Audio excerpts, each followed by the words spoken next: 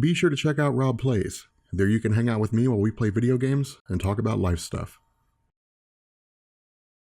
So what I want to do here is have a discussion about Jonathan Hickman's Thor. And the reason why I want to do this is because I've never really done anything on the Ultimate Universe before. We've dabbled, we have run over Miles Morales, but for the most part, I've never actually had a reasonable discussion or anywhere near as reasonable of a discussion as I've had on all my other videos. And so what I want to do with this, because it's just a 4-part limited series, is I want to run this in the same capacity as our discussions on Hickman's Fantastic Four, where they're basically backup videos to everything else that I have going on my channel. But I also want to use this as a test bed to see whether or not there is any interest in something that's Ultimate Universe related. For those of you guys who don't know, the Ultimate Universe was effectively a reimagining of Marvel's traditional comic book universe. Of course, Marvel's main comic book universe dates all the way back to Captain America in the 1940s during World War II, and there was about a 20-year spurt where they kind of had some waxes and wanes and some adjustments and so on. But the fact remains that by the time the 1960s came around,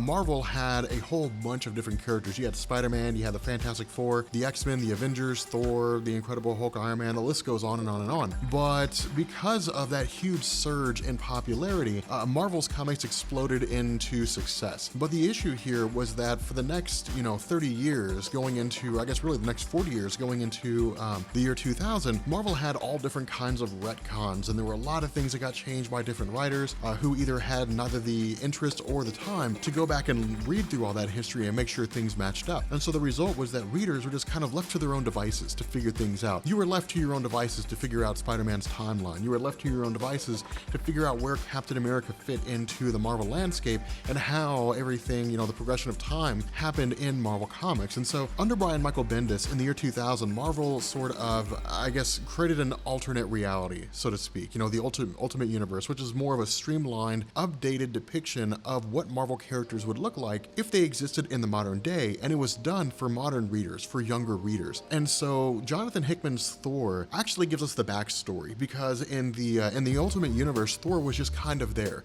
There hadn't really been a tried and true origin to his character, and so this is what Hickman did. Hickman basically in this 4-part series gives us the origin of Thor. It gives us everything that led up to the massive event, the Ultimates, and how it was that Thor was sort of rolled into the Ultimate Universe. And so what Hickman does here is he basically runs from 3 different time periods. He runs from the early history of Thor's life, long before he ever showed up on Earth. Then it picks up in World War II, and then it jumps to the current moment, the modern day in the Ultimate Universe. And so what we do here is we pick up in the older point in time. And what's happening is Thor is basically telling us that there are signs here. There are readings for those individuals who are paying attention that Ragnarok is coming, or Ragnarok has occurred. Now, for those of you guys who don't know, in Marvel Comics, Ragnarok is kind of like the end times for Thor. It is the end of the world. It's the apocalypse for Asgardians. Now, I won't go into too much detail in terms of how Ragnarok works in the Ultimate Universe versus the main Marvel Universe, because that's a huge discussion in and of itself. But the fact remains that this is basically the destruction of Asgard, and this is what Thor is seeing. Thor is seeing that Asgard has been completely and totally obliterated, that everybody is dead, that Baldur is dead, one of his closest allies and friends, that the crows of Odin, his eyes and ears, for the world, that they're all dead. Everything is effectively completely destroyed, but more so than that, it's being destroyed by an attack from the combined forces of the Frost Giants and the Nazis. And this is really what makes the story sort of interesting, because Hickman chose to invoke the Nazis into this, which is weird to me. It's actually kind of a strange situation. But the fact remains here that what we do is we actually jump back to the current day, and we pick up in Brussels. And what this does is it gives us a little bit of injection on how things are different in the Ultimate Universe versus the traditional Marvel Universe. And so for those of you guys that never read Ultimate Universe, but you're very familiar with Earth 616, I'm going to go through here and sort of provide some comparing and contrasting on what we're seeing. The first is that, of course, we have Brian Braddock and we have his father. In the main Earth 616 universe, Brian Braddock is Captain Britain. He's a superhero with the Amulet of Might. I can't remember if it's the Amulet of Might or the Amulet of Right, but it basically has a magical amulet that grants him a force field, flight, super strength, durability, things like that. Your run-of-the-mill powers when it comes to superheroes.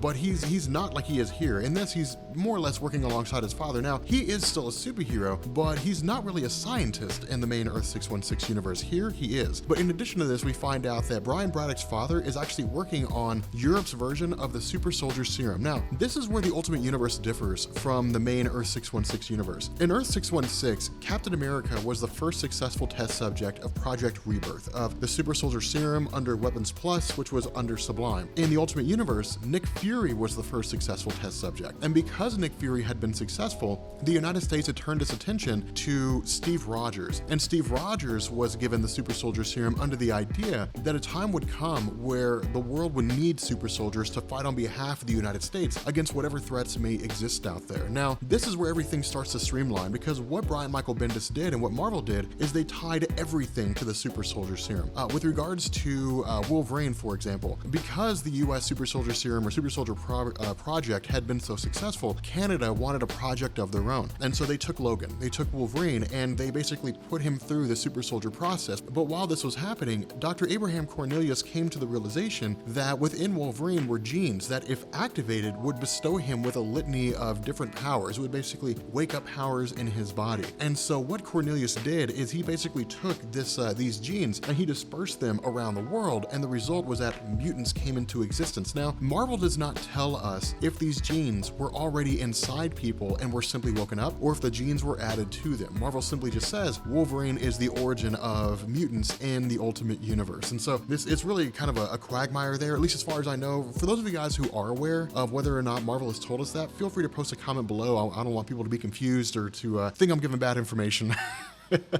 But the fact remains that transitioning away from, or I guess continuing on with Captain Britain with Brian Braddock and his father, we eventually realized that they're basically dealing with some individual. They're dealing with some man, which of course we know is Thor, simply just because of the fact that the story is based on him. But the fact remains that in their different discussions, in their studies with Thor, they basically can't understand what it is that he's writing. He's carving out some kind of a language that they can't grasp. And so what they've done is they've brought in a scientist who has dabbled in linguistics, but is considered one of the smartest men on the planet. And this person is revealed to be Dr. Donald Blake. Now, again, for those of you guys who are familiar with Earth 616, you're aware that with Thor's history in the 616 universe, that after he was cast out of Asgard, his mind was placed in the body of Donald Blake. And this was the dichotomy of the Donald Blake Thor history in the early days of Marvel Comics.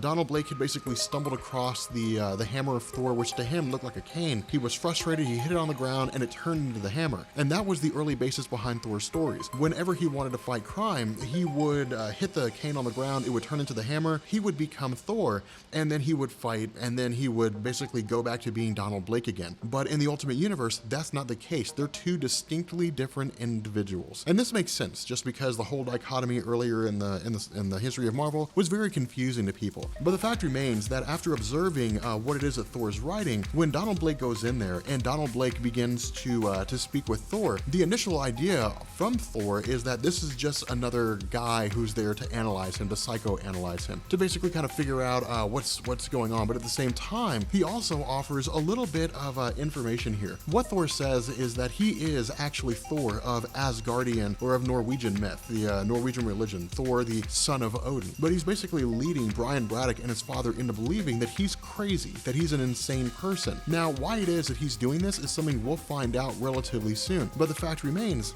that with this character, with Donald Blake, he's able to read this Norse or this Asgardian language. He's able to read what it is that Thor is writing. And when Thor asks him what he says, Donald Blake says a storm is coming. And so what we do is we actually jump back to World War II, and we pick up with the Nazis. We pick up with Adolf Hitler. And Adolf Hitler is approached by a man named Baron Zemo. Now again, this is where things really begin to break away, because in Marvel Comics, in the Earth 616 universe, Baron Zemo is well known as the father of Helmut Zemo, and he is the guy who basically put Bucky Barnes and Captain America in a situation whereby a plane exploded, Captain America fell, he was frozen in ice, and Bucky Barnes was taken by the Russians and transformed into the Winter Soldier. He was the catalyst for why it was that Steve Rogers vanished off the face of the earth for 20 years. And this story is a whole different kettle of beans, and we're actually going to find out what's going on with this as things begin to progress even further. But what happens happens is Helmut Zemo meets with, I'm sorry, this is Himmler, not Adolf Hitler. I'm sorry, guys. He meets with Heinrich Himmler, the leader of the SS. And what he's basically saying is that as the head of Hitler's Gestapo, as the head of Hitler's secret police, that he is in possession, or at least Helmut Zemo is in possession of these runes, these Asgardian runes. Now, this is very important, and what Hickman's actually doing is playing on real-world history. Something that a lot of people don't know is that while Hitler was working to attempt to conquer the world effectively and initiate the 1,000-year Reich, or the Third Reich, he was also obsessed with myth and legend. And Hitler really did have various groups traveling throughout the world trying to find artifacts that were supposedly true, supposedly real. Of course, Indiana Jones and The Last Crusade is based famously on the idea that Hitler was trying to find the goblet, whatever it was that that Jesus drank out of during the Last Supper, that supposedly provided eternal youth. Hitler was searching for these things, and so this is what Hickman does. He brings in these real-world concepts into the story. Now, of course, this ties into Asgard, and it ties into the comic book realm, but it still hits on the notion that Hitler's very much obsessed with myth and legend, anything that can basically grant him absolute power and guarantee his success and elevation to the position of a god. And so presenting these to Heinrich Himmler, of course, Baron Zemo says, Heil Hitler. And so what we do here is we jump back to Asgard, which Hickman only tells us this eons ago, but we can assume thousands and thousands of years ago. And what we do is we pick up with Loki and we pick up with Thor. Now, what they're doing here alongside Balder is they're just sort of getting involved in their own escapades, fighting against the frost giants. But this is Hickman setting the stage, and Balder is someone I'd like you to keep in the back of your head because he will become very important in our next discussion. But with Loki and Balder and Thor going against the frost giants, it's not anything extremely important with what they're doing. It's simply just them being Asgardians. They're just fighting frost giants and, you know, being awesome.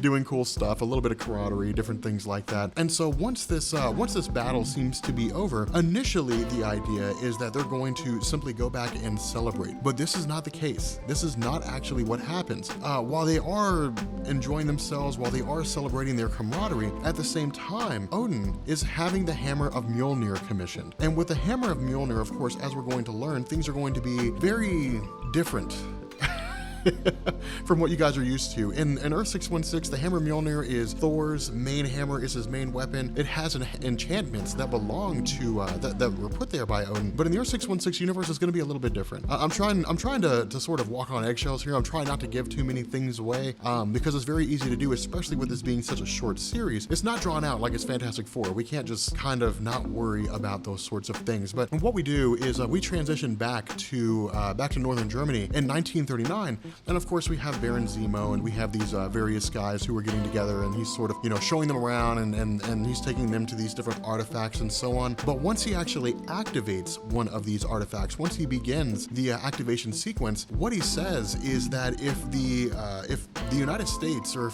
if Germany is going to take over the world with regards to World War II, if they're going to be successful in doing that, they need allies. And so what happens is this basically opens up a portal. And what this does is it opens a portal up to the realm of the frost giants. So with that being said, I know this is kind of a rough one. It's not really the same. It doesn't really seem to flow the same way as a Fantastic Four, which I understand. Fantastic Four was a lot more drawn out. There was a lot more pacing that was going on there. But things are going to sort of make sense. They're going to make sense pretty fast within the next few issues or so. So bear with me, guys. Feel free to post any questions you have down in the description. Or down in the comments. I'll do my best to answer them without spoiling anything. And yeah, let me know what you guys think about this. And I will catch you all later. Peace.